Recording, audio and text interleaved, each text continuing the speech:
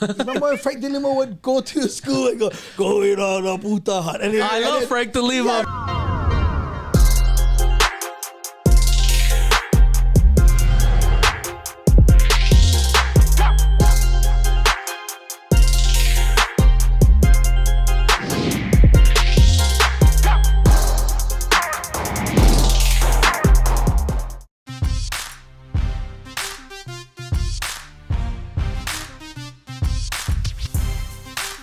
And welcome to the LV Home Experts Radio Show, where we talk about real estate and financing every Wednesday at 5 p.m. Pacific Standard Time. So today we have a very special guest, Councilman out in Hawaii. That's right. So on today's episode, we are going to be talking about homes in Hawaii versus homes in Las Vegas, and why all the Hawaiian and local people are moving to Las Vegas. So I want to introduce my special guest, the one and only Augie T, folks. What's going on, my brother? Thank you so much for not letting me, dress up how I, Should I pre-warn you? That was my fault, Augie. Hey, Augie, bring that mic up to you, Augie. Okay, all right. What's up? Okay. There you go. All right, here we go. Here you go. Anyway, we can hide this stomach. All right. Okay, perfect. No, honestly, thank you so much for letting me, just kind of hang out. Yeah. I'm so used to every day, putting on a little shirt, tuck in, like you. Yeah. I see you duking them out every day. I don't know about that. It's just a collar t-shirt. Trust me, I used to always wear the suit and tie until one day I was like, you know what? I'm not going to be that guy anymore. I just want to be who I am, provide the information and the content. If you love me, let's do business. Yeah. If not, hey, there's 7 billion people on planet Earth. Exactly. And I think that's what people need to see here, especially on social media, especially like a congressman like yourself, right? Sorry, did I say congressman? Yeah, you did. Uh-oh. No. What is it? Hey, he's about to step up. Oh, did I just let everything out? I'll cut him out. I'm sorry. It's not airing, yeah? It's not live, yeah? No, it's recorded, but okay. I mean. I'll cut him out. Councilman. That's right. Unbelievable. Yes. That's nuts. I think it's very important to bring you on here because, the topic with a lot of Hawaiians and local people moving to Las Vegas, just due to the fact that everything is getting very expensive in Hawaii, okay? And you just recently won the election, correct? Mm-hmm. Was it by a landslide or just barely breaking into there? Like 15,000 votes is pretty good. Yeah. Yeah, considering the guy I was running against was a politician for over 20 years. Oh, wow. Probably raised way more money than I did. Yeah. And we all know that, I was told when running for this city council seat that I had to raise almost $500,000. No way. No, I promise. So I was like, $500,000. And mind you, maybe I could have got that. I still owe $500,000. But I was thinking I could probably get there if I did concerts, I did this, but that's not how it's done. You cannot do it that way. Yeah. Because all the money that's given to you, it's all on record. Oh, okay. So I don't like asking people for money. So that's what you got to do. You got to go around asking. You got to ask. So are you required or that's just for you to have a shot? I think, for statistics. you to have a shot. Yeah. Yeah, you need the money. You need to get information about you out there. I was blessed, 28 years of doing entertainment in Hawaii, radio, did some TV shows, had a face already and a name. Yeah. But I also knew that there's a double-edged sword to everything. You cannot take everything for granted. Yeah. True. And I knew that I was going to be criticized because for 28 years, all I did was talk trash, yeah? Right. Yeah. And made people laugh because I felt like that was important. People need a place to go and escape. And I knew that. And I also knew that not everybody liked me. And I know a lot of people don't go to comedy shows. Yeah. So when I said, I will be running for city council. Yeah. Of course, a lot of my fans and friends was like, yeah, Hogs, right on, you're going to do good. But there's another half that was like, oh, this guy. You have to go to college. Yeah, every criticism. Why do you need to go to college to be a councilman? You don't. Yeah. You can be the governor of the state of Hawaii if you have a high school diploma or GED. Yeah. So you get chance. Oh, even GED? Yeah. Oh, yeah, you might have a chance, really. So I had to hear that. Yeah. And mind you, the 28 years have been so much of a blessing, making people laugh. Never really got into it with people, at shows. And when you see the kind of stuff they were writing, part of the reason why I waited, because I always been interested, was because I have children and I never liked them get involved or be a part of that ugliness. Yeah. They understood that dad is in the public eye as an entertainer, but they also knew as adults that he can probably get criticized. He can probably, get people say mean things or, even pick on them. So I waited. Yeah. I waited and, I went out, knock on doors because I never had money. In my district is over 157,000 residents. That is almost big as the Big Island. That's a lot of doors. Oh, yes. Okay. So I had to start early. And one of the things that was validating to me is that maybe, just maybe, I did things correct the 28 years when in the entertainment business, making people laugh. Because one of the doors that I knocked on was in Mililani. Yeah. And they told me that Mililani was going to be the hardest because of the demographics, right? Educated. All the snooty white, people, yeah. Japanese. Yeah. And mind you, if you're a minority and you're a brown guy in Hawaii, and you went and applied for a job or you did certain things, you was always told, you got to talk a certain way, you got to look a certain way if you want to be successful. Yeah. And I always believe, what about if you're genuine? Yeah. What about if you don't lie? What about if you work hard? Yeah. Because that's what my dad told me. That's what I heard, that if you work hard and you bust your ass, you're going to get good things come to you. And then you get into this realm of not knowing who you are, kind. Well, I gotta watch carefully. Oh, yeah.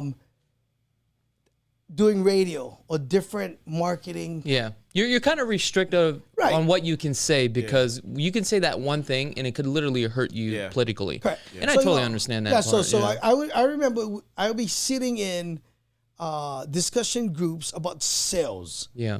And I remember one guy from the mainland looking directly at me and said, by you coming on, it's like you bringing Rainbow's Drive-In to Roy's. Rainbow Drive-In to Roy's. Yeah. Nice. So, but I was like, where you from? Yeah. So what you saying to me? The people that listen to me, scrap. all low class. That's fighting words. Yeah. Without saying black or white, you're basically saying that. And I remember looking at him and going, and and that's the thing. Like, I'm so thankful that I had to go through that and seeing the divide in Hawaii, right? Yeah. Because now, as a public official, I can understand that. There's people that think that way. Mm-hmm. And I saw that, and I was like, I just remember, like, how about I come across and punch you in the face? Yeah. Like, I was like that. Like that mad. It was like, all right, calm down, Augs. Yeah. Calm down. Yeah. But it taught me something that people live in this like bubble. Yeah. You know what I mean? They don't see the outside. They don't talk to guys like, and I'm just using you as an example, Rudy or myself. Yeah. They just think we kind of moving along. So when I went out to that door at Mililani, when the Howley guy came out, white, if you're watching, all right? I knocked on his door, and he came out. He was like, "I voted for you." He's like, "Yeah." No, I was like, "Wow." Yeah, I was like, "Wow," I was happy, right? Yep. And it was in the first week of me campaigning, and I said, "Sir, why are you voting for me?" Great question. Yeah. And he told me, "Augs, I watched you for 20 years." Mm-hmm. And you build a trust between you and I. Okay. Meaning, you connected with the community. Yeah, you were very authentic on stage. You never lie about who you were. Keep it real. Right? Yeah. And I think you're not going to do that as an elected official. How was that? So I guess the question, let me ask you this. What made you run? Like, what was that moment where you're like, you know what? I'm going to do this. Yeah. That's a great question because I get asked that a lot. I was so honored to work for Mayor Billy Kinoy. Okay. on the Big Island. He was the mayor of the Big Island for 2 terms. In his last 2 years, he called me up and said, "Oh, I like what you're doing with your daughter's foundation. My daughter has a foundation called Brave Hawaii. It's an acronym. It's Be Respectful and Value Everyone. We're doing anti-bullying in schools." So he said, "Can you come and do this on the Big Island?" And I remember him hiring me, and at every committee or every meeting about hiring me, people was criticizing him. Yeah. Like, you gonna hire a comedian for come in and do this, and you know, Like that's all you are, yeah. correct. Yeah. And he, man, by doing that, gave me so much credibility. Okay. Because one, I did that job with half of what the other guys were doing, and I doubled it. Oh, So I went and did the entire Big Island Yeah. with that program. In 2 years, we reached over 40,000 students. Oh, wow. And the grant that was there before me did that in like 7 years. Oh. So one, I appreciated what he did by giving me credibility, going in, doing those things. 2, it helped me really see that there's a lot of people that work hard. And in the year 2000, people are really still struggling in Hawaii and trying to make ends meet. And that started getting me thinking about, maybe I can do this. I With your like reach, communicating with people. Yeah. And after Billy left office, I was called by the lieutenant governor. He's like, "Can you come Wow. work for me?" Ooh. Yeah. How cool is that? Yeah, I have Yeah. a private key to the state capitol. Not It would even. it was amazing. Oh, mean. Yeah. So I did a year with the lieutenant governor, and I learned a little bit about the state, Yeah. and I learned a little bit of the county. Okay. And I was like, always, like I said, I was kind of always interested, but I was worried about, I wasn't worried too much about me because, I knew that I was going to get criticized anyway, and I grew up in public housing, and it was always a challenge for me anyway, Yeah. Yeah. Dumb, stupid, you don't know nothing, you poor, you heard that. Sounds like every something day. my mom told me. So like, it was okay. I was worried about my kids because we work hard for our children Yes. Yeah. so that we can give them a better tomorrow, right? Yeah. I was worried about them. So went to work for a lieutenant governor, and I just said, I looked at my community. It's a big community, but I've been actively involved in my community for the last 28 years. Yeah. I don't talk about the money that I raise doing comedy to help sports teams, churches, community events, because I was told growing up that you don't need show off. You don't need to do those things. You just, Yeah. You just do it. Just do it. Yeah. Your actions will speak louder than your words. So I already saw a similarity. It's just understanding policy, understanding the way government works. Okay. That's why it was so important for me to have a staff that was new, wasn't already in place, that understood city government. Yeah. So I got a great bunch of people around me that love Hawaii. Yeah. That my chief of staff went to the same high school as Chuck. She went to Pepperdine. Yeah. Amazing mind.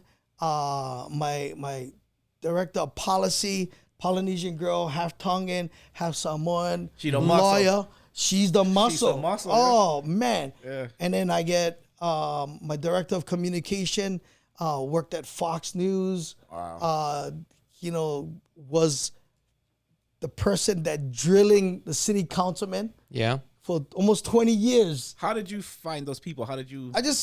We went, once you become the city councilman, stuff comes up and people want to apply, because For that they want to position, work. yeah. Okay. For you. Yeah. So I got plenty calls from people who are already in, but I never liked, as So- I'm learning, I like my staff learn so that we can navigate differently than the way things usually are. So what are the values that you look at when you're going through that hiring process? I think they have to be sort of demented like me. Okay. Huh? little bit. Oh, no, we have to have this kind of the same values. Yeah. I believe in, having a discussion where you agree to disagree. Yeah. So, I don't want somebody, kissing my akole. I like somebody telling me the truth. Yeah. Helping me through the process. Yeah. Having me understand each of the bills. That's what a good leader is right there. Yeah. You know what I'm saying? And like, if you're the smartest guy in the room, then there's a problem. Yeah, you're in the wrong And room. then I think it's best to always hire people that are 10 times as smarter than you. So that way, at the end of the day, you'll still make that final decision. Yeah. But that's what a true leader does. Yeah, help. And I like that. Yeah. So it was, was easy because I just hired my office manager, and she's a former police officer. Yeah. Right. And I asked her, I said, what did you do to prepare for this job Yeah. or this job interview? Yeah. And, I knew she was a police officer. She told me she watched and looked at my Instagram, so she knew a little bit about me already. And she said, I kept telling myself, one, I was very excited. She was a police officer. She had the connection. Well, not only that, but her district was the district that I serve. Yeah. So she understood the challenges already of the district, right? Okay. And she's the one that's picking up the phone. Yeah. So when people call and they complain, I know police people know how to moderate. They've been to classes where they have to communicate. Yeah. They have to tone themselves down. They have to be humble. So already I was like, yeah, right. Yeah. But she said this to me as I was coming in. I was like, I know I got this. I got this because I'm a bad. Ooh. Yeah. Hire Who right on the said that? spot. Yeah. I was like, you hired. Confidence. You hired. Done. I love that. Yeah. What are the current challenges that are you currently facing right now in office? Right now, of course, a big one this past week, on Thursday, we voted for mandates, passport mandates, and a lot of people we had over 3 hours of oral testimony, people calling in about the concerns, and over 6,000 written testimony. Wow. You know what I mean? And I knew that the mayor was going one way on it, and he already had implemented it. It's gonna happen, and there was no reason for the city council to bring this up because that's gonna flare up a lot of emotions.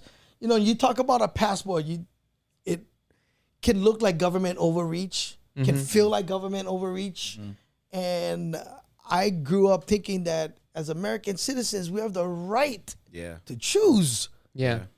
You know what I mean? And I listened to these people.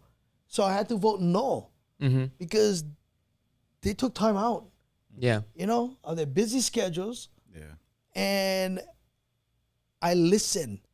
I heard them saying, where does this go next? Yeah.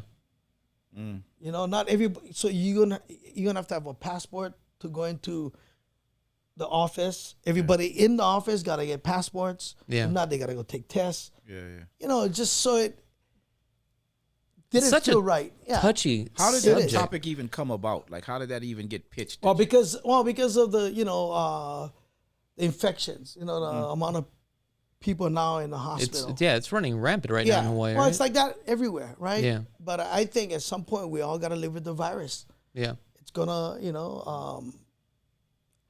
it's gonna keep evolving, Yeah. and we as humans got to evolve. Yeah. So, by putting laws, there's a great quote I got. If I can share this, guys. Yeah. And while I share. look at this real quick, You got to put on his Chuck, glasses. I don't look. Oh man, the old guy. You want to know something? I'm gonna tell you. By the Yeah. end of the day, he's gonna start calling me Chakits. As of right now, it's just a Chuck. It's easy. Just Yeah. CH. It's just a Chuck and it's like you Well, gonna that's chuck it. Rudy said Chuck. Yeah, it said like Chuck. It's Yeah, Chukits. Okay, I'm gonna say Chakits. Yeah, there I you like go. saying that. Oh, you Chakits. said it right. There you go. Hey. All right. So, where is this? Where's the quote? Oh, come on. There it is. Let's hear it. The Constitution was not written to restrain a citizen's behavior. It was written to restrain the government's behavior. That's the true. truth. That's the truth. I tell my wife that all the time. Like, the government is overreaching. So we gotta listen, even if it's one. Yeah. Gotta listen. You're the first politician they to pay say for that. us. Yeah. They paying for me. Do Okay, the job. so if we're getting into that, let me just ask you this. Okay, we don't want government controlling everything, but do you think government should pay or give money to the citizens. I mean, with everything that's going on. And when I'm talking about like government assistance, because it's a catch-22 now, right? So now I'm going to throw some handcuffs on you. It's good. Because I got government assistance growing up, but I understood what it was for. Yeah. I think there's it's how you... Because you're asking Big Brother not to watch me, but I want some money too as well. Sure. So where's that fine line? In my run for office, I talked about growing up underprivileged. Yeah. Not having money. I understood, like, we need government to give you a hand up, not a hand out. Yeah. You know, that's a good point. It is. So hand up, not a hand out. Yeah. For me, it was like, how do I keep people from depending? Yeah. You know, you give them opportunities. You show them growth. You educate. You be transparent. Yeah. Yeah. That, to me, is the way we can win. Right now, there's so much people that don't trust government. Yeah. Obviously, 3.5 hours of testimony, 6,000 written. Man, people having a hard time. And, you know, I like that. Yeah. And maybe there's a possibility of getting fresh new people to come in and run. Yeah. Like Chakits. Yeah, Chakits. Yeah. Oh, you don't want me in there. Run. No, like Rudy. We changing everything up. Right. No, see, and that's the thing, right? Yeah. That's what we want. Hey, we start from scratch, guys. Yeah, no, It's got to go. Where's all this money going? Let me see the books first. We're gonna start from there. See, Exactly. that's my whole thing. When I sitting in council, Yeah. and there's a project, I like know where the money went, where it going, and when do I get to write it or see it Yeah. or live in it? Yeah. Because that's how we live our life every day. Yeah. We live our life on a budget, Yeah. right? We don't buy things that we cannot afford. You know, we buy things that we can manage. Yeah. And that's why I think we're having this discussion. And that's the reason why a lot of my family and friends, 11 local people leave Hawaii every single day. And that's what I want to get into because I'm looking at the statistics. So I ran some numbers today. What was the median price point for a home in Hawaii? 990, maybe now $1 million. So let's just say $1 million, okay? Now I just pulled some numbers today. I don't know exactly when it was actually dated, but the numbers that I pulled in Hawaii for a single family residence is $979,000, right? And for a condo alone is $405,000. So this is very, very important, okay? If we look at the population in Hawaii right now, it's about 1.4 million versus Las Vegas at 2.6 million, right? So this is the fascinating part, okay? So if we take a look at a $979,000 home in Hawaii, the average household income in Hawaii right now is about $83,000. And you would figure $83,000, it supersedes the average household income throughout the United States. However, at $83,000, that's not that much in Hawaii. All right? Yeah. I mean, you can get welfare. Make Really? that much money. Yeah, I read that. You can get like Yeah, 90 grand a year, 100 Yeah. grand, and still get welfare. And still get welfare. Man, every day, you know, I get some email about how difficult and how hard it is. And every day, you know, you see on social media that people moving. Yeah. Why do you think a lot of Hawaiians are moving out here to Vegas?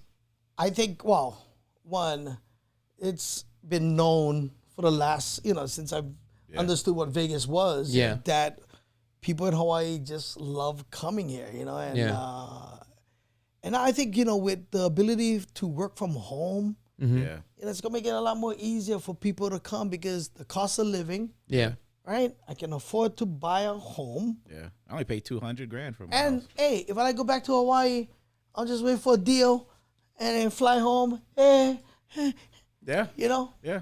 And then you're good. They come right back. Right, you come back. You're back in your home that you like, Yeah.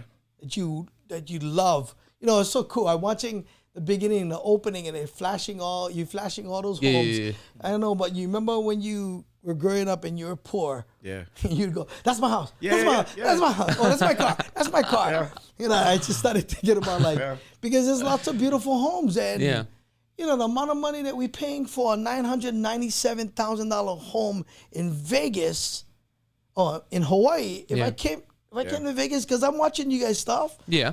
$997,000. You get a compound. Come on. Yeah. I mean, let me show you some of this statistics here. So, broke this down. If we look, let me get Rudy on here. I'm sorry, Rudy. Here we go. So if we take a look right here, Hawaii, the population is 1.4 versus Las Vegas right now, 2.6. Square miles in Hawaii is about 68.4 square miles versus 135. The reason why this is important, I put this up here, is because the island, you can drive around Oahu within 2 hours and 30 minutes, which is, you know, a lot of that stuff is going to be taken up. And I noticed that with or without traffic. Yeah, I was going to say. Yeah. If no more traffic, Like we're the worst in the nation. Yeah. And if That's that true. zipper lane breakdown, that's 6 hours. Zipper lane. Yeah, we have a zipper lane. Well, I seen that zipper lane, but that's only early in the morning, right? Yeah, but at one afternoon it broke down. 6 hours. Stuck in traffic. Yeah, poor guys. I'm watching guys just. It goes like 5 in the morning and 5 in the afternoon. Yeah. Now, if we take a look at this is important. So, Hawaii, the income, right? The average is 83,000 versus Vegas right now at 63,000. So, if we compare the price, right? 979,000 versus 405,000 for a single family residence, you can get the exact same home. But now I want to break this down for you guys because I think this is very important, especially from the people from Hawaii. And this is why a lot of people from Hawaii are moving out to Las Vegas. Because if we take a look, a down payment at 20% with an interest rate at 3.375%, if we look, if somebody was going to purchase a home at $979,000, they would have to literally put down $191,000 down. I got that. Really? Yeah. Easy. So if you're only making $83,000 a year, look how many months or how many years it would actually take you, just to save for a down payment. Yeah. Versus Las Vegas here, right? It's only $81,000 at 20%. But look at the payments difference, right? So $4,354 versus $1,841. So you can get the same home, but look how much you are saving here. So basically what this is saying right here, if we take the household income, right, divided by the purchase price, basically at $80,000 or $83,000 a year, it would take you almost 12 times the income versus Las Vegas, 6 times the income. But this is fascinating. So if we take a look at Hawaii's income at $83,000 divided by the homes out here in Vegas of 405, it would only be 4.5 times the income. You see that versus 12 times the income versus 5 times the income. And I think that's the reason why people from Hawaii is taking their money and moving on out here. That's a because 300% increase. Yeah, I mean, just the cost of living alone out here is a lot cheaper. Then I also broken it down to condos too as well. So you can see the condos out here in Hawaii at $460,000 versus Las Vegas at $210,000, right? Down payments $92,000 versus $42,000. Look at the payment difference here. Condo in Hawaii is $2,000 versus $1,000 here, right? The income, household income, it's 5 times more versus 3 times more. So if we take the income, $42,000 versus the sales price of $210,000, it's only 3 times versus 5 times. That's unbelievable. Yeah. Now, if we take the income, household income from Hawaii and bought a condo out here, it's only 2.5 times the income, which is, I think that's very fascinating. And I think that's the reason why a lot of people are starting to realize, you know what? Maybe now's the time to make that shift and take a look at their situation. And what I see is a lot of like young generations where their family owned homes in Hawaii. Yeah. They own it free and clear. Yeah. They're selling it, making like $1.4 million coming out here, which is kind of sad though. It is. As a lot of them is in my community. Yeah. I have a very old community in Eva, you know, and multi-generational homes. Yeah. Yeah, a lot of family members in one home, but they're sitting on, $1 million land. Yeah. And why be challenged? Why not be comfortable? I think that's the argument. Yeah. Mm-hmm. You know, so they selling and people buying it. Yeah. But not people from Hawaii. I know. Yeah. That's a big challenge. So where are all these people buying these condos It varies. Yeah. Yeah, it varies. I can tell you that. I'll give you there's a building in Kakako. I'm not going to name which one. Yeah. But 60% of the people that live in that condo, non-residents. Wow, that's unbelievable. And who's going to pay $4,000 a month to rent? Yeah, I know. Yeah, I know. Here's the crazy part. 20 of us. So here's the crazy part, right? I use Oprah as an example. I think. Yeah. I the numbers might be wrong, but she has a home in Hawaii. She pays property tax. She pays about $60,000 in property taxes, right? But she also has a home in California, and she pays over $160,000 in property tax. Yeah. Unbelievable. The people that buying the homes in Hawaii, non-residents, paying the exact same property taxes as residents. Yeah. And the property taxes in Hawaii, not that much. But what's hard is that cost of living. Yeah. That's where, and then are we making enough money? Yeah. Right? So we know mom and dad is working. So if mom and dad is working, who's taking care of kids? Yeah. So now you get the families failing because, we growing up, we have mom and dad, we saw mom and dad. Yeah. Right? You knew mom and dad was working. My mom and dad always worked, but they were home. Yeah. So, and we hearing stories of. Even childcare now is like super expensive. $1,000 a month, $1,200 a month. You can get a nice condo in Vegas. Yeah. Councilman, Augie T. Yeah. So how do we resolve that problem? Gosh. Like, where do we start? Do we increase wages, or like what do you do? You talk about inflation, right? Yeah. So like, how do you solve this problem where you have a lot of local people that are moving out of the island because they can't afford it, but how do you keep the natives there, right? The true natives, right? How do you help them out when the average household income is only at $83,000, and there's a lot of natives that don't even make $83,000. Yep. So like, how do you help them to get a home? What are your plans? Like, what can you do? Well, man, if I had the magic wand, it's hard because we rely on tourism. Yeah. Right. Yeah. So let's go tax the tourists. Yeah. No problem with that. Let's go stop foreign investment from buying condos. Easy solution, right? Yeah. But just getting this idea that let's tax tourists to come to Hawaii. Think about that. Because millions of tourists come a year. Yeah. They do, right? Yeah. But when you start talking about higher taxes, are we gonna see that drop influx? Yeah, drop. And now we're in pandemic. Yeah. So what is Hawaii's? So how do we keep up? How do we keep up with infrastructure? How do we keep up with public service? Well, that's what I'm saying. Right? Do you think we're to the point where we're just so broke that government had pretty much sucked the money out of Hawaii at this point? Like ran it dry. If you guys go on my Instagram, Augie T, that's a great. Whoa. What's that Instagram? Let everybody know. Augie T. Go get them, you guys. Whenever you guys got some free time, go to Augie T. I want you to follow Augie T. Really, I don't know if you can put them up there, but like this is really great graphic or video. I gotta find it. Okay. No. All right, keep talking. Okay, we don't want to keep this stale. No. Somebody keep talking. No, so like it's very it's hard because you're gonna hurt the tourists. They're gonna stop coming. That's our biggest. Yeah, because you don't want to tax them too much. Correct. But I also believe that government, right, with the military there, I think we get a certain amount that the government gives us because we have military there, right? Right. And I think it's a big part. I don't know what the percentage is, but I did a research a couple years ago, and I think it was like 33% or 44% or something like that. That's where a lot of our tax money is coming from government. Because they lease that land. I'm gonna play it so you guys can hear it. Oh, let me pull it up. I'm gonna find it for you, okay? I'm gonna pull it up. Explaining why we are in bad shape. Okay. It's a very simple explanation. Every local person can understand. Is it actually on the post page? Yeah. Okay, let's see here. So we're gonna bring it up. Jenga. Where's it at? You just let me know. There. Keep going. Yeah. Just let me know, okay? Yeah. Okay. All right. It's almost there. Hey, that doesn't look like you, Augie. Yeah, that's what happened to my last opponent.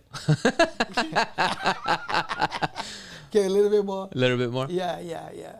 All right. Okay, there you go. Which Jenga. one? You see it? Hawaii's economy. Oh, right here. Okay. All right. Let's play it. You guys gonna love this. This is Hawaii's economy. Okay, here we go. Okay. Where's the volume at? Oh, how come we don't have the volume? Oh, the little speaker in the corner of the thing. Okay, here we go. Okay, Let's replay this. Can we replay this? should be able to. Right? Millions of dollars in debt for maintenance backlog and bonds and a $12.5 billion rail project. In total, Which is it's going almost nowhere. $100 billion of debt and unfunded liabilities that we just put on top of the taxpayers. That's like $70,000 per person, plus high taxes and a poor business climate in a tourism state with the global pandemic and lockdowns. Oh. This is Hawaii's Hey, economy. you want to know something? That's a pretty good analogy. It's like the best, Yeah, that's easiest brilliant. analogy. You know, that's a lot of problems. Yeah. That's a lot of stuff that we got to try to figure out. What is Hawaii's view on like legalizing marijuana? I think once the federal government does it, I think you'll see. Hawaii do it? Yeah, but the problem for me with that is always like how we manage our money. Yeah. You know. Okay. You know what? I think you just hit it dead on the nail. I think that's where it really first starts. Yeah. It's where's all this money going and who is really accountable for all this money? And we think that way because we're businessmen. Yeah. You know, I'm not gonna put myself in debt when I first open up. I mean, you might. Yeah. But Well, I'm gonna there's have a good plan. debt and there's also Yes, bad debt. Absolutely. So you have a plan. And, that's why it's hard because these are people that we trust, and if we thinking about all these great ideas, how can it not come across their table? Yeah. Yeah. You know what I mean? Like, so where's the disconnect? That's what, Yeah. as a guy that's been there for 8 months, I'm coming up with like unusual ways of maybe possibly making money, building affordable homes. Ooh, let's talk about that. Yeah. Like we're looking at land that maybe the city can purchase, right? Where we give the developer, the contractor, the ability to build. We get infrastructure already because we know that's the biggest cost, so that they can pencil in and give people an opportunity that makes about $60,000 a year to be in these rentals where they can afford to live there, live in a like-minded community. Yeah. Because how people.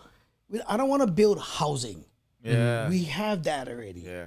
Okay. Too much of that. Too Actually. much. Yeah. Right? And again, if we're not educating the public about, why it's there, you're not there for live for the rest of your life. You're there for a moment, Yeah. get your stuff together, Yeah. and then leave. So basically, it's a program that, hey, we're going to help you out to Get on advance your your feet. life. That's the kind of programs that I would love to be a part of. Or bringing in business. Again, here, bad business climate. Yeah. Yeah. Right? How do we attract good business to Hawaii, right? Without like putting them through all kind red tape and that's why people go work for the military. That's why the military is so important for Hawaii because why am I going to work for city government?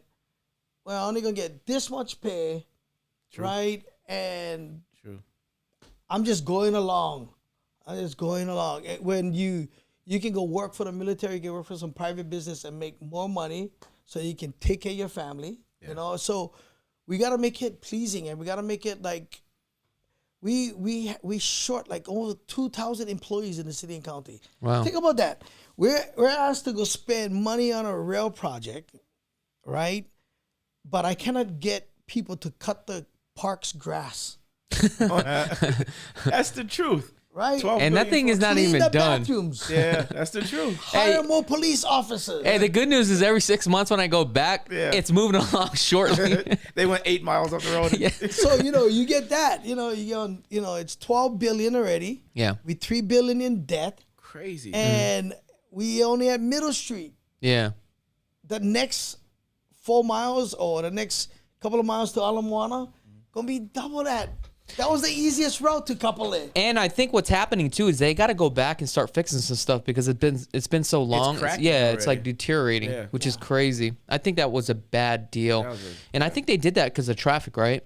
God, I think that was part of the I problem. always felt like, I was a supporter because I travel a lot. Yeah. You know, I go to foreign countries and I see the value of mass transit. Yeah. And the TOD, the things around mass transit where you get off, there's homes. Yeah. It goes up. There's museums. There's stores. You're creating a business. They get on the train. They go work or they go home and it's right there. I knew that it was to make money for the city and the state. Yeah. People in Hawaii, it's hard for them. You cannot drive your car. Yeah. Yeah. I mean, you can, but I mean, if this is a more convenience, I mean, it makes sense. So that's what we have to show them, right? We have to yeah. build things around that to show them convenience. If not, you're going to pay to your call with registration. That's what people getting mad now. Oh, registration for my car, $400-something. Yeah. Lucky we live Hawaii. That is so insane. And traffic is just unbelievable. Yeah. But I was talking to my wife one day, like, how do you resolve the traffic problem, especially going from like Eba into downtown? Yeah. And I don't know if this would actually work. But my thought process was, why don't you just change the shifts, right? Instead of having, 100,000 people going into town at one time, right? Have certain stores open at a certain time, like one at 8 o'clock, one at 10, and one at 11. Stagger it. And have the shifts. So that way you don't have a standard shift. The stores are open 24 hours, whatever it is, but just have the start shift different hours. So now you have fluctuations of traffic coming in and out versus So our biggest all at one time. problem is people going to school at UH. Okay. So and you can't even widen the roads at this so point. I'm hoping that, as we build West Oahu, UH West Oahu, build good jobs on our side, even jobs that maybe, that deals with the internet, entertainment, film, getting people to come work on our side of the island. Maybe that would solve the problem too. Yeah. And then around these rail stations, go up, so that people can get on a train and go work, and then be home to take care of their kids. Yeah. That's the thing that I talked about when I was running for office. I'm very passionate about this. I watched my mom and dad struggle because they were uneducated to work. See them work, 2 jobs just to make ends meet. Yeah. And when my dad got sick, they had medical, but like not the kind of medical that I felt was going to take care of my dad. So they had to move into my house. I never imagined my mom and dad having to move with me. Yeah. Wow. So that my dad could get the care he needs. Yeah. But if I'm struggling with that, how much more people, mind you now, in maybe the next 10, 15 years, there's going to be a wave of new seniors. That's going to be me. Yeah. Yes. We're not taking care. Yeah, because the baby boomers, I think 19,000 baby boomers right now are retiring every single day. Correct. And that's one whole big generation. And that's what I'm starting to see is a lot of them are starting to move in with their kids, right? And not only that, their kids are also moving in with them. Right. And that's why I was talking to you about my retirement plan. Yeah. Because I don't want to have to be the guy that struggles. Yeah. Work hard all my life, when people say, oh, we live, there's a price to pay in paradise. No. Yeah. Yeah. What are you talking about? Why pay? Yeah. What are you talking We should all about? live a good quality life. Exactly. You know what I'm So saying? that's the kind of things that, that bothered me about government and why I wanted to run. I wanted to see my neighborhood feel more safe. Like, why are we short police officers? Yeah. We operating at like 60%. Oh, wow. Why does it take 2 hours to get into town? Mm-hmm. So, that's time taken away from your family. Yeah. That you should be setting an example, good values, but if mom and dad coming home because they're just making ends meet, can you imagine the stress on that kid? Yeah. I mean, think about your own life, watching your parents struggle, them reminding you on how life for them was bad. I never like hear them. You remember when your dad told you the story, like, I went to school and I had to walk 15 miles. Yeah, I got to hear this stuff. Yeah. We're like so spoiled now, you know what I'm saying? Right. Yeah. We said that, right? Yeah. And, what are our kids going to be talking about? I had to live through a pandemic. Yeah. I had to wear a mask. Yeah. Shut up. Shut up. All I'm saying is that, we are here. If we have that opportunity to make a good life for our family, we should be given that. It's hard. Yeah. That's why a lot of our friends and family are moving, and it's sad. That's why I got out of Oahu 20 years ago, because I could see what was going on. Yeah. And the thing about Oahu, it's like, what I notice is a couple things, a couple good things though. It's always family oriented, right? Mm-hmm. That's what I love about that. You got the spirit of law. Every time I land, boom. Yeah. The mana just hits me. I'm like, bam. Yeah. I love this place. Home, yeah. Yes. Yeah. But the bad thing is you just put the brakes on everything. Everything just slows down, right? But it's good because it resets you. Yeah. And I do like that, right? Yeah, that's true. But there are some good things and bad things, obviously, Absolutely. about And Hawaii. I saw a post today from my friend Ray, who I introduced you to, Ray Jr. He talked about how, there's more law spirit here now. Yeah. Or when you go to, like like how when you back home, like when I used to live back home, it's like it was Oahu, and then had like Kauai boys and Maui boys, and you're like, don't cruise with them. That's Kauai boys. But Right. up here is only one Hawaii. Yeah. You know what I mean? Like if you're from Maui, they go, come. If you're from Kauai, it's like it's just one Hawaii. My second DVD, I talked about going early on when I started doing shows on the mainland, and I would only go do shows where there was an influx of local people. Yeah. So I just found out where the demographics was. Yeah. Right? And I just spot on. I went there. Yeah. I went to Oregon. I went to Seattle. I went to places like Montana because when we were growing up, used to have commercials about buying land on the big sky country of Montana. Yeah. My name is Kalani. Be my neighbor. My name is Kalani. Yeah, used to have commercials like that, right? And I remember my dad watching it going, $88 a month. Yeah. I'm gonna buy that. Yeah. So what happened was, I think a lot of people bought. Yeah. So there's an influx of people like in Montana. There's a Hawaii community in Montana. Yeah. Wow. They're everywhere. Crazy. I know. All you have to say is I look, and it's so easy. I was doing comedy in Utah, and the first thing local people do when they get off the plane, we try to identify other local people. Yeah. Right? We're looking for It's a like, tribal tattoo. We do that all the time. When we're out, we're like, he from Hawaii. Yeah. He from Hawaii. You're looking for tribal tattoos. You're looking for, Hawaii's finest t-shirt. You're looking for stickers. You're looking for cool. And that's the uniqueness. And that's why I always felt what I did was important. Yeah. Yeah. Everybody said, Augie, you got to cross over. You got to become this to reach this. I go, why I got to do that? We've been told to do that all our lives. Yeah. Yeah. Why can't I just be Just me? be yourself. Yeah. Why? And now you get comics. They come into Hawaii. They do 1-2 local jokes, and they're selling out arenas. Oh. Wow. You know that? Because Mainland they're doing comics? something. Yeah, because they come in and they realize that Hawaii is so diverse. There's Filipinos. Yeah. You talking about like Joe Coy? All the comics. They come to Hawaii because they see this is a one place where talk you to can be everybody. different and unique. For some of you guys don't know, Augie T is a comedian, and he's a really good stand-up. And also, unfortunately, this is a pre-recorded, so we can't say tonight. He does have a show at the Plaza. However, you will be here, how many times a year? Real quick? 4 times a year. So 4 times. When's your next one? So that way we can let the audience know. probably January. Looks like January. Okay. Yeah. So be on the lookout for that. I'm going to have that on our Instagram in January, so that way we could sell this out. And also, I think you were the only comic, right, to sell out Blaisdell Stadium. Correct. Wow. Yeah, that's before all the big comics started coming in and Yeah. selling them out. But I always knew from doing radio and from the very beginning that we have a story to tell. Yeah. I mean, that's what makes us unique. That's Exactly. why we look around where we. And only local people know like Correct. the deep side It's jokes. like, yes. Yeah. And it's like we have our own personal hidden Yeah. society, right? Yeah. Which is kind of cool. Yeah. But then because of the internet, people now Can being expand and- exposed, and we're not just Hawaii. How when we were growing up, we went to the mainland and people went, "You live in grass shacks," Yeah. Yeah. They said stupid stuff like that. Yeah, you watch too much TV, bro. Yeah, exactly. Right. They wear So, coconut bras. It's not like that anymore. It's so much Yeah, more bigger, Diverse and- they understand. Yeah. we have Everybody loves Hawaii though, we dude. have a do. pigeon dictionary now. Yeah. Yeah.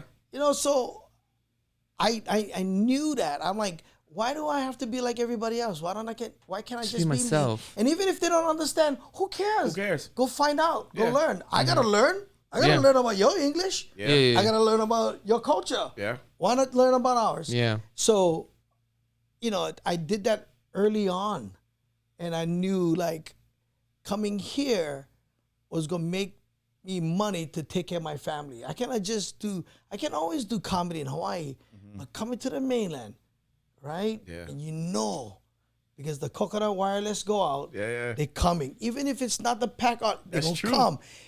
That's Man, true. one of my best shows was in Washington, D.C., Yeah. right? Georgetown. Yeah. Had 10 local people in there. The rest was mainland audience, but that 10 was so infectious Yeah. that the Lord Spirit was in the building. Ooh, and you can feel it too, Yes. bro. Oh, yeah. That's some real. Hawaiians show up. You know Yeah. what I mean? You can Yeah. feel it. Yeah. You know what I mean? Like, I only was playing to them. Yeah. I only was playing to Yeah. them, but they caught the infection. Yeah. Yeah. Because that's the uniqueness Of about Hawaii. Yeah. And we're losing that because the hustle and bustle of life. Yeah. Talk about wanting to serve, and we're worried about local people, but are we really? Yeah. If we're going to continue down that path, Mm-hmm. and unfortunately, they're leaving in droves. Yeah. My family is thinking about leaving. My brother owns 2 condos in Vegas. Wow. My wife is, like ready to pack it up. Yeah, let's pack You it can up. stay there, Hog. Maybe we could sell Augie T a house out here. Yeah. I know. After looking at your office, I'm like, man, maybe I do a radio show from your office. Let's go make a ton of money. Because selling radio and selling stuff is different than how it was. It is, and it's unbelievable, especially like social media, of how much you can be an influencer. Yeah. And Rudy could testify to this, is how many doors that this actually had open for us, Oh, and yeah. like how many gigs and how many things that we're doing. But that's nor here and there. But I want to get into this pageant, and I think this pageant is very important. Okay. Let's talk about the pageant. How was it created? Okay. And what is this all about? So the Miss American Scholar pageant was created by my daughter. Mm-hmm. So if you follow me on Instagram or you follow me, my daughter is Mahealani. Okay. My daughter, when she was 11, was bullied in school because she was in the pageant. Yeah. The girls in the school called her fat, ugly. She came home. We noticed the difference, Oh my gosh. in the way. And that's pretty big in Hawaii. Yeah. I noticed that you kind of get segregated automatically in Hawaii, and I know how rough that could be as a kid. Yeah. Now I wasn't the one that was getting bullied. I'm gonna admit I was the one that was a part of the problem. Yeah. But I know how that Yeah. feels, right? Because I don't know how it feels, but I can see that, especially growing up in Hawaii. It's very hard You can being a empathize, kid. you Yeah. can empathize, Yeah. So she, because of that, we all know that it starts in their family. Yeah. The reason why kids are so the way they are is because they're watching what's happening at home. Yeah. So we was able to identify. I think that's the key thing to everything. Like, are you talking to your children daily? Yeah. Right. Are you looking them in the eye and asking them, "You okay?" Yeah. Right? And we noticed a change. And after she was able to express how she feel, and she was 100 times better. But what they did was If it was drive me, her. I'd be like, I'm gonna go kick somebody's Same. butt. No, Hey, let me go same talk thing. to this kid right now. Same thing. Because I paid for private school. My kids got lucky; they got to go private school. Yeah. My dad. If I can't, that's the reason why I had to learn how to fight. Yeah. I was, Golden Gloves? I did, I fought in the Golden Gloves. I had 6 professional fights at over 120 amateur boxing matches. I had to do that because I couldn't come home and say, "Dad, somebody pick on me." You have to get good at doing something so that other kids in the neighborhood go, You probably don't want to mess with that guy. let's go, just be his friend. I can probably lick him. But he gets scrapped, scrap. I'm not the biggest guy, and I know I could have got beaten up, but what was cool was because you had that title in your pocket. It was like, You got I think respect. a little bit of respect. And if he was a clown like me and funny, even better. So she decided, right, that she was going to take this negativity and make it positive. So she wrote a book called "It's Okay to Be Different." Wow. And It's okay. It's actually a book. yeah, it's a book called It's Okay to Be Different. She was 11 years old. She did the drawings. She did the whole story about three minor birds. One minor bird was getting picked on. You know how minor birds all flock together, right? When one minor bird decided to go make friends with an owl. So the two minor birds like, why are you hanging out with her? Is this a book that's published? Yeah.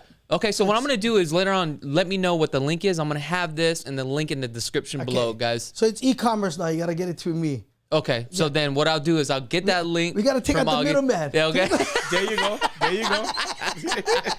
So it's called Okay. It's Okay to Be Different. Yeah. And because she was into pageants, that was her platform. She would go and read to little kids the story and tell her story.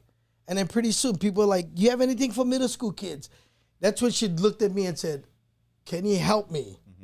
You know, and I was like, I don't know. I don't like be Frank De Lima. Yeah. You remember when Frank De Lima would go to school and go in on a puta hut. I love Frank De Lima, man. Like, you remember he would come and he would, talk about respect. And I never do that. I want it to be funny. I just like be funny. I don't because I know like I have a story to tell.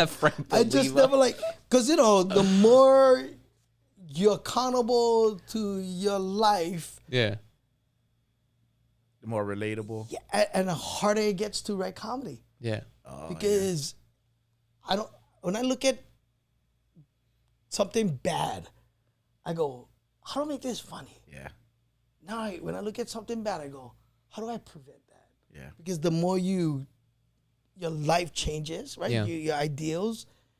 And I never I'm like, because I know once I go into those schools and I see kids, because I have a lot of empathy. Yeah. But as a comic, you got to almost close that off because it's like make people laugh. Yeah. You got to start teasing them. Hard, man. Try to write comedy when you see so much hurt. Yeah. I read that a lot of comedians deal with depression because of that. You know what I mean? Like they see all the pain in the world. They try and make people laugh. Right. But in return, it's like they're taking in that pain, trying to give out joy. Yeah. And they end up like Robin Williams. You know what I mean? They end up having depression and stuff like that. So for me, it was getting harder. Yeah. Once I committed to going, okay. So, I started going into schools. I started talking about my story.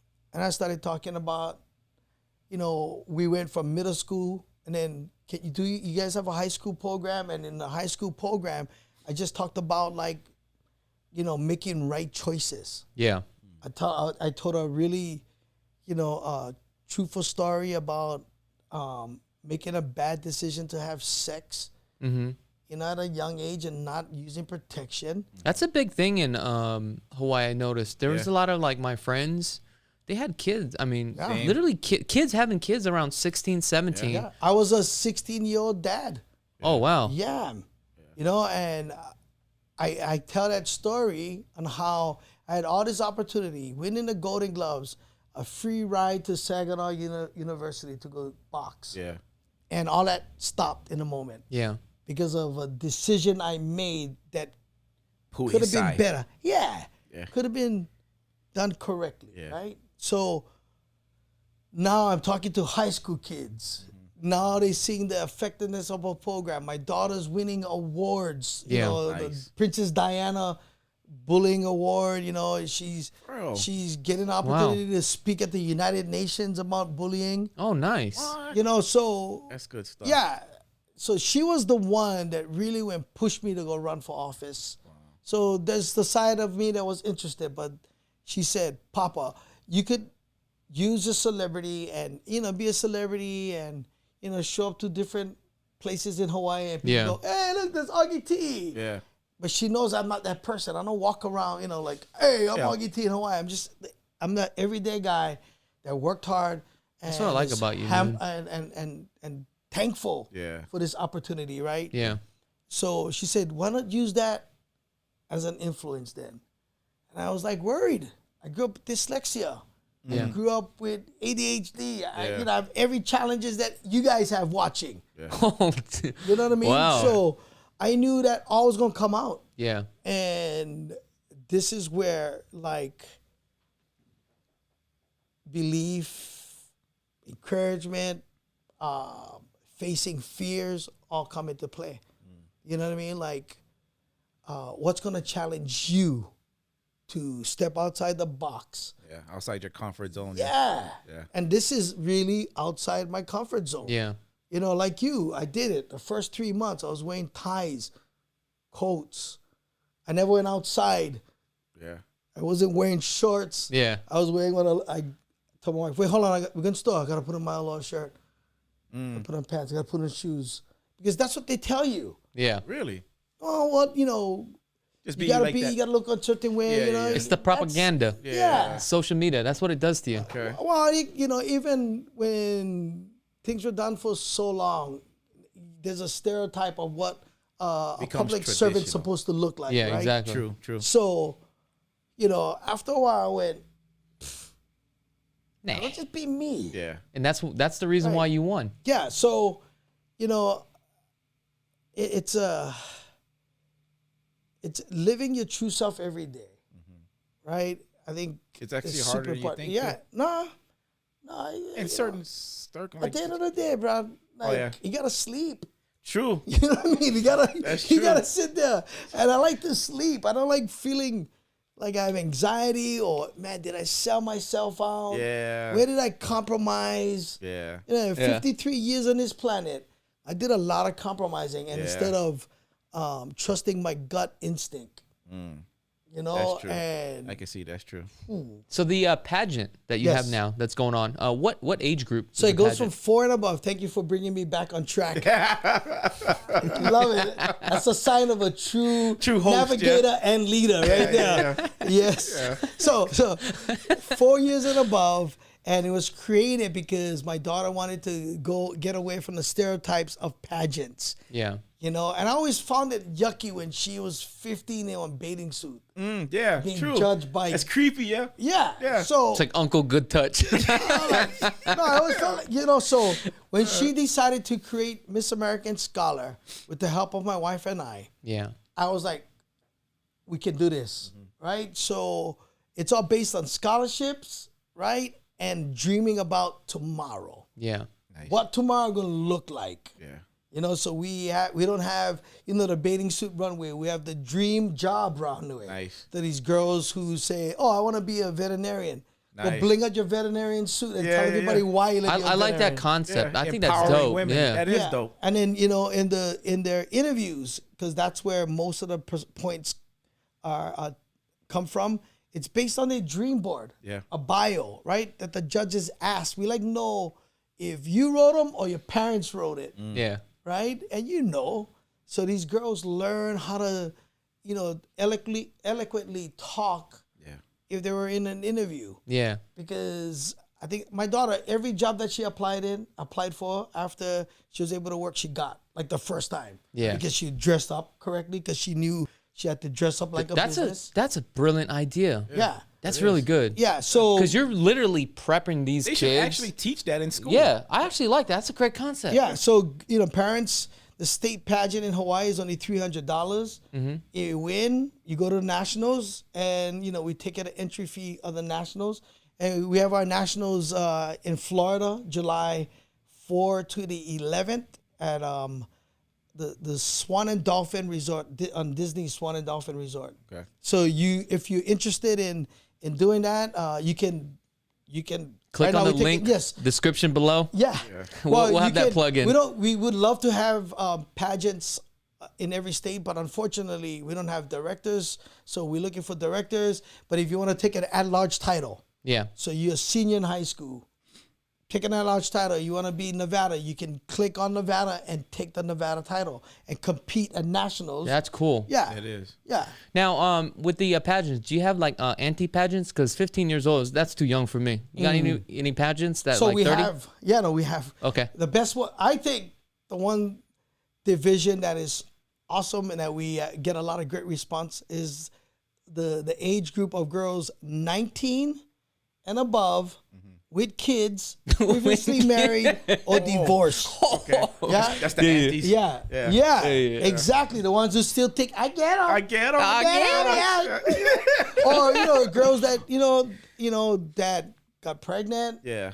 and now have a platform. Like some of our greatest messages is from girls who were in an abusive relationship. Wow. So now they can talk about that, right? And it empowers them.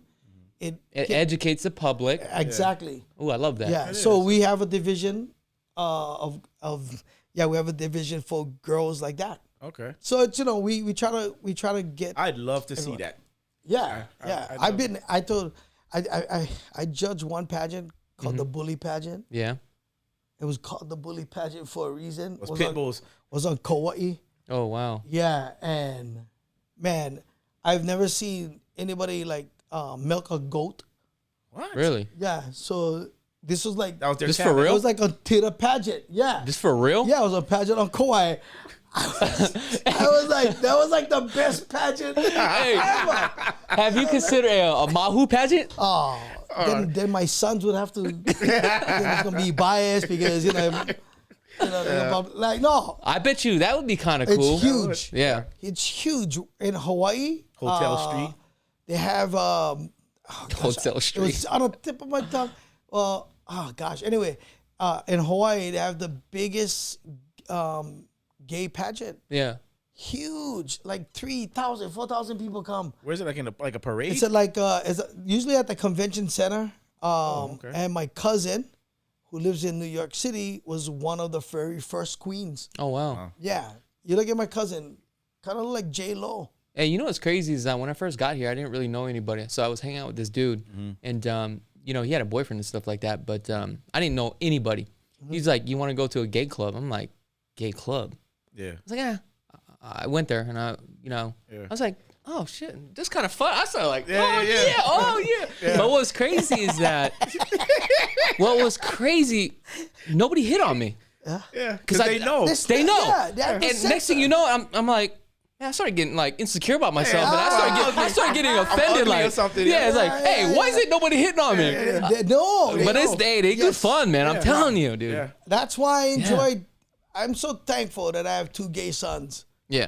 because they made me so much money the last 15 years. Bro, off you the jokes, yeah. I mean, gosh, how can you not? Like, my older boy is like extra gay. Yeah. Like, sometimes I gotta ask him, why can't you be gay like your brother? Yeah. Why you gotta be extra? What are you, like the peacock? Yeah. You like the peacock of all the gays?